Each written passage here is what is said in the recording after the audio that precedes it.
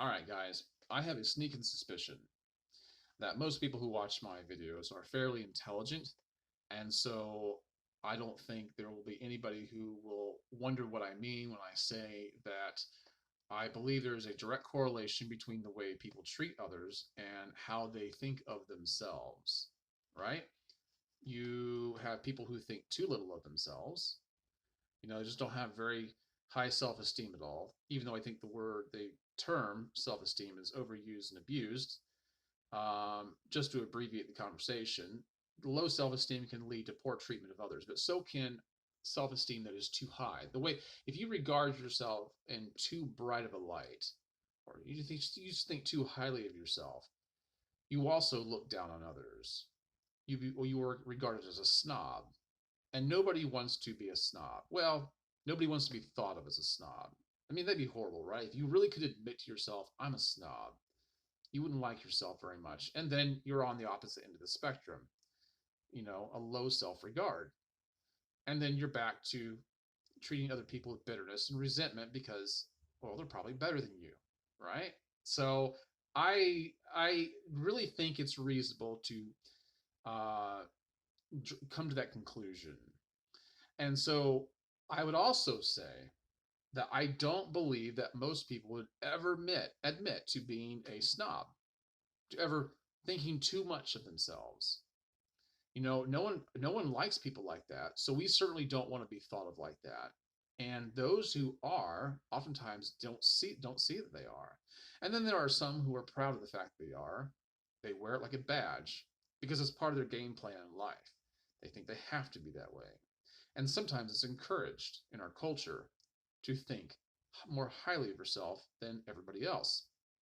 It's so tacitly put.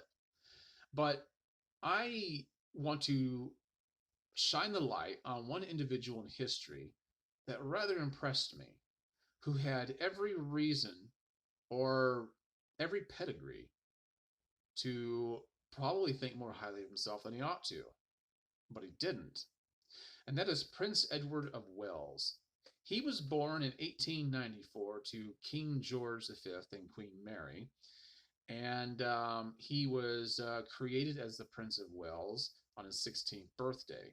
He wanted to fight World War I on the front line in the trenches, but the British government wouldn't let him because if he was ever captured, if they found out who he was, it could be devastating and terrible for morale.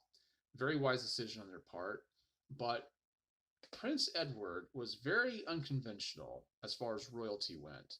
He was very unorthodox. He was the rebel in the family.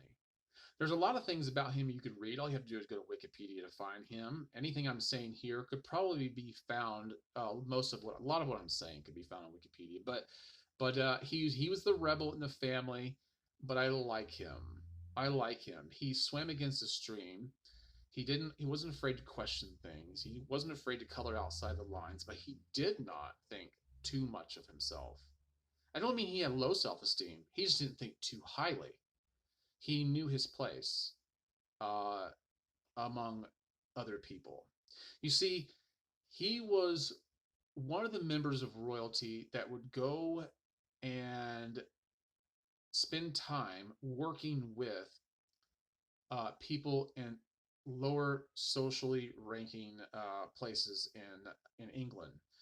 The very poor, the indigent. He would dress up like one of them and he would work alongside of them. Now, they did not think very much of themselves, and so in turn, they treated him poorly. They treated him like scum, oftentimes. But he cared for them, and he would work alongside them, and he would visit them, and he really did care about them. And you couldn't say that about everybody. And so oftentimes he was used as an emissary of sorts to the common folk. You see, that's how it worked. That's how it worked. You had different social class systems within the you know the country of England, and so the one story that really compelled me to think about things was, and I've thought about it a lot lately, and so I wanted to share it with you, was a visit he made to some very poor people during the Depression era in the early 1930s in England. Here's what it said about Prince Edward. Now, keep in mind, let me give you a little bit of his pedigree because this does matter. His pedigree will tell you what he was probably capable of and what makes it so impressive that he did not do what was characteristic of people of his ilk. Prince Edward would eventually become King of England. He would become the Emperor of India and all the dominions of Great Britain. And he was given the title Duke of Windsor. Eventually, he became the governor of the island of the Bahama Islands. And but he made some interesting choices in life. Now, here's what he did in 1932.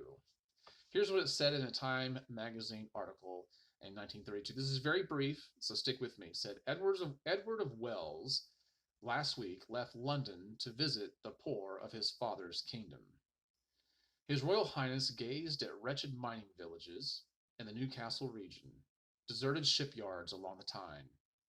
He had the following thoughts to express at an unemployment center in South Shields.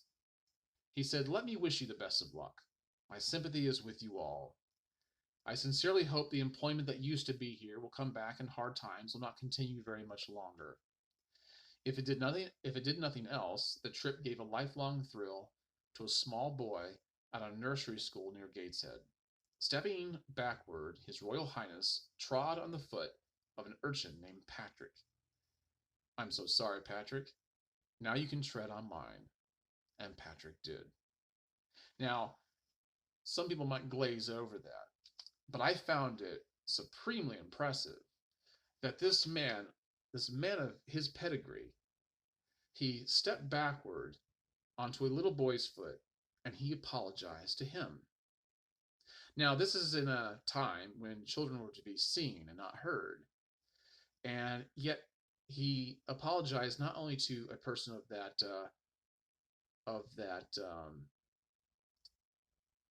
such a lower ranking demographic, but he offered his own foot in return to be stepped on. Um, so here's what made me really stop and think. How often do I impose an infraction on other people and yet get upset when they do the same thing to me? You might wonder what I'm talking about. Well, it could be anything. The one that comes to my mind the quickest is what occurs in traffic. As I'm driving around, I'll say oftentimes, "What a fool!" You know, the way he cut in front of him, or the way they didn't use their blinkers, or they stole the parking spot, or they, or it could be anything. It could be the way I feel about customers sometimes. To be honest with you, sometimes I feel like, oh, they're so stupid. That's literally what I'm thinking sometimes. If I actually said those things, I'd get fired. But I do think certain things. And I would never also, in the same breath, think to myself, I think I'm better than them. But perhaps I do at times. Maybe not all the time. Maybe it doesn't define me so much. But this does challenge me to question what I really think of others and what I think of myself. You see, Prince Edward didn't think so much of himself that he couldn't apologize to a little boy, a poor, very poor little boy. He offered his foot in return. Now, sometimes people do really stupid things. Sometimes people do things that are offensive. And sometimes people make mistakes and we judge them harshly for perhaps too critical. And then in turn, it's a little sign that we may think more of ourselves than we ought to.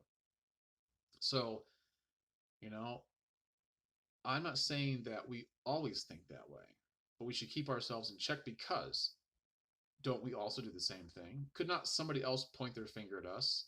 And sometimes it's the middle finger, right? We know that we've committed an infraction because that's exactly what they've done. So I want to challenge you today to think of Prince Edward of Wales and his humility, and maybe perhaps be a little more patient with people that annoy you, people that you would be so quick to say they're stupid or they're foolish or they made me mad or they shouldn't have done that. and ask yourself, have I done the same thing? Um, Edward gave his foot to the little child to stomp on or to step on, and he did it. But that's the kind of humility he had. I don't know that most people in his position would have done that because that's not the way they thought. But he wasn't like most people. You want to be different? You want to be different? You want to make a difference in this world? You want to be the one they say is different? Be humble. That's what you do. Learn from Prince Edward. That's all I have for today. I had to talk about while it's stuck in my head, and it meant something to me. I hope it meant something to you. If you've liked this video, hit the thumbs up and subscribe. I appreciate every single one of you. Have a good day. Bye bye.